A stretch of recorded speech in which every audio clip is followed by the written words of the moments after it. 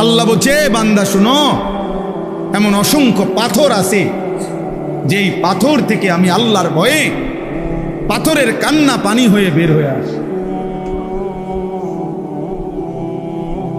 পাথরের কান্না ঝর্ণার মতো বয়ে যায়। এই জন্য যত জায়গায় পাহাড়ি ঝর্ণা আছে, মানে পাহাড় থেকে ঝর্ণার পানি পড়ে যেখানে, তত জায়গায় এই ঝর্ণার উপরে গেলে দেখা যাবে সেখানে অসংখ্য অগণিত পাথর। আমি নিজে দেখছি, মনে হয় সীতাকুণ্ড, এই যেখানে ঝর্ণা, আমি অনেক গেছি ছাত্রজীবন। একবার ছাত্রজীবন বলতে ছাত্রজীবন না, কর্মজীবনের একবারে শুরু। তখন আমি জোয়ান মানুষ, 2004-05 সালের দিকে।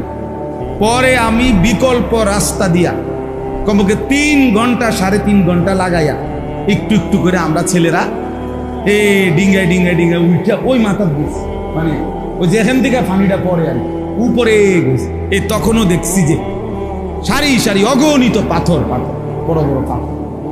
আল্লাহ যে বলছে পাথর আল্লাহর ভয়ে কাঁদে, সেই কান্না ঝর্ণা হয়ে নাম। লামা ইয়াতাফাজ্জারু মিনহুল আনহার ওয়া ইন্না মিনহা লামা ইয়াহবিতু মিন খাশিয়াতিল্লাহ। কোরআন শরীফে আছে, আল্লাহ বলছে বহু পাথর আছে এমন যেই পাথর আল্লাহর ভয়ে যখন লাফ দেয়, যখন উঠে পড়ে, তখন আল্লাহর ভয়ে ওই পাথর পাহাড়ের গা বেয়ে নিচে নেমে। লামা ইয়াহবিতু, যেটা পড়ে যায় নিচে গড়াইয়া পড়ে, মিন খাশিয়াতিল্লাহ, তার ভয়ে।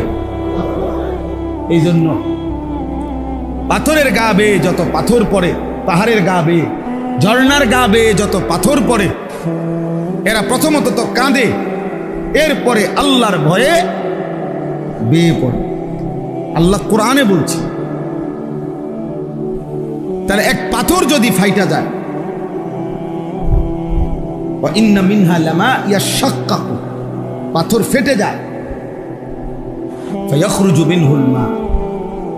তো পাথর যদি আল্লাহর ভয়ে ফাইটা যায়, পাথর যদি আল্লাহর ভয়ে পাহাড় থেকে গড়িয়ে পড়ে, প্রিয় বন্ধু, এক মানুষ এত শক্ত কেমনে হয়? এক মানুষের দিল এত শক্ত কিভাবে হয় যে 30 বছর মিথ্যা বলে, 30 বছর সুদ খায়, 30 বছর ওজনে কম দেয়, প্রতিদিন নাচ গান দেখে, প্রতিদিন রঙিন টেলিভিশন চলে, প্রত্যেক দিন স্ত্রী বেপর্দা, প্রতিদিন ওজনে কম দেয়। আহা।